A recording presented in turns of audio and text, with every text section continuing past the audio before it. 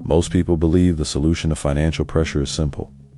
Earn more, a higher salary, a better position, a bigger opportunity. It feels logical. If money is tight, more money should fix it. And for a short moment, it often does. There is relief. There is breathing room. There is a sense of progress. But then something familiar returns. The pressure, the stress, the feeling that things are still fragile. And this is where confusion begins. Because from the outside, earning more looks like success. From the inside, it often feels exactly the same. The problem is not that earning more is bad. The problem is believing that earning more automatically creates freedom. Income increases, but the system responds.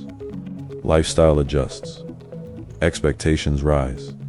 Commitments expand, not because someone makes a conscious choice, but because the environment encourages it.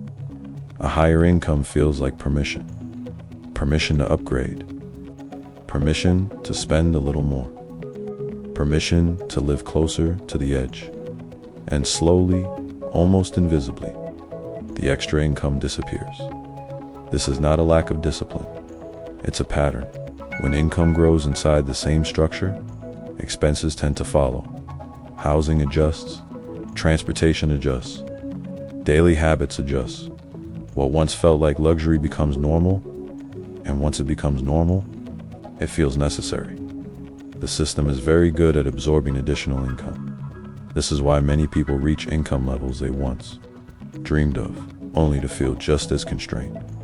They are earning more than ever, yet they feel more committed than ever. More fixed costs, more long-term obligations, less room to maneuver. At this point, effort increases again. More work, more responsibility, more pressure to maintain the level they reached. The focus stays on income because that's what feels visible and controllable. But income is only one side of the equation. The other side is commitment. What matters is not how much you earn, it's how much of your future income is already spoken for. When commitments rise alongside income, flexibility does not improve. It often shrinks. This is why two people earning the same amount can experience completely different levels of financial stress. One has space. The other has obligations. One has options.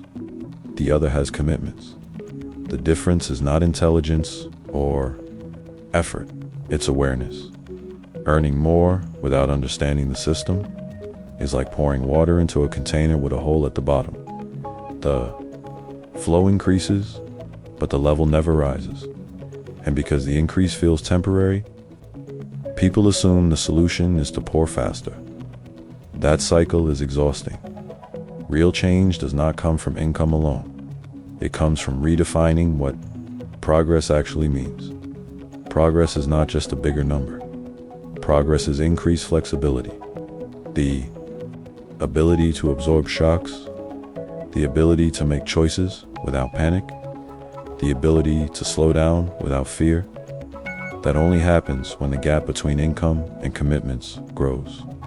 Not through extremes, not through deprivation, through intentional structure, understanding how lifestyle expands, understanding how commitments lock future income, understanding how the system reacts to growth.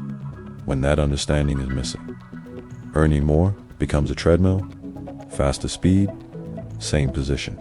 This is why the question is not how can I earn more? The real question is what happens when I do. If the answer is more pressure, more dependency, and more fragility, then income alone is not the solution. Earning more is powerful when it creates space. Without space, it simply raises the stakes. If you've ever wondered why progress never feels permanent, this is why. Now tell me in the comments. Have you seen this happen in your own life or in the lives of people around you? Understand the system before you play.